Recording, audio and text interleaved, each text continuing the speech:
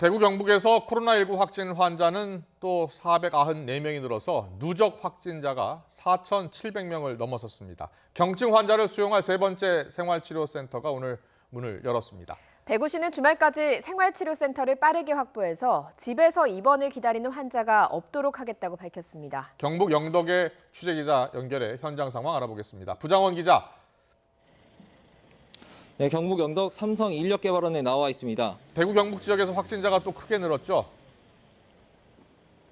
네, 그렇습니다. 앞서 전해드린 것처럼 오늘 새벽 0시 기준으로 대구와 경북 지역의 코로나19 확진 환자가 모두 494명 늘었습니다.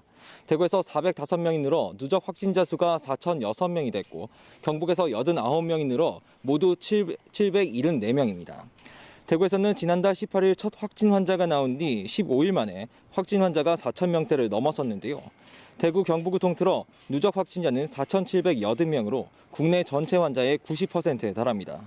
대구에서 특별한 기저질환이 없던 67살 여성 확진자가 숨져 대구 지역 사망자는 23명, 전국적으로는 33명으로 늘었습니다. 대구에서 확진자는 지난달 29일 하루 사이 741명이 늘어난 뒤 어제까지 계속 500명을 웃도는 증가세를 보이다가 오늘 소폭 감소했는데요. 신천지 대구교회 교인들 가운데 유증상자들에 대한 검사는 마무리됐고 나머지 교인들의 확진율이 떨어진 영향이 크다는 게 대구시의 설명입니다. 네, 오늘 그곳 영덕에 생활치료센터가 문을 열었는데요. 환자들 입소했습니까? 네, 이곳 삼성인력개발원은 오늘부터 생활치료센터로 지정돼 대구 경북 지역의 경증 환자들에 대한 치료를 맡게 됩니다. 제 뒤로 보이는 건물에서 앞으로 입소자 200여 명이 치료를 받게 되는데요. 입소자들은 오늘 낮 12시 30분쯤부터 대형 버스를 타고 속속 도착했습니다.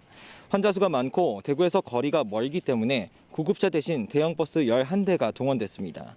차량 한 대에 환자 20명 정도가 탔고 감염 차단을 위해 기사는 방호복 등 보호 장비를 착용했습니다. 이송 이후 차량은 모두 소독할 예정입니다.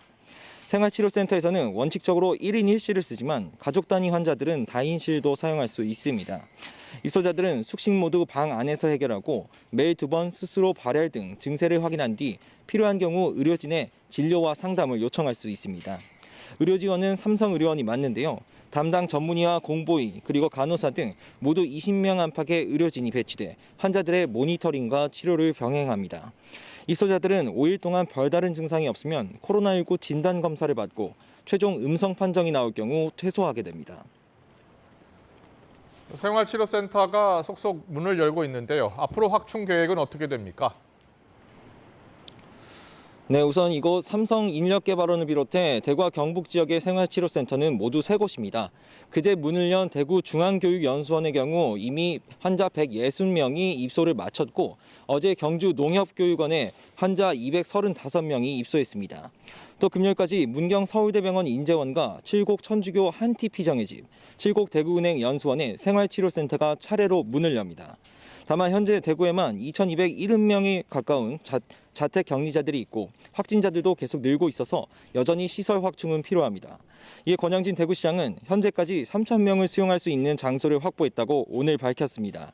그러면서 이번 주말까지는 자택에서 입원을 대기하는 환자가 없도록 하겠다고 설명했습니다. 지금까지 경북 영덕 삼성인력개발원에서 YTN 부장원입니다.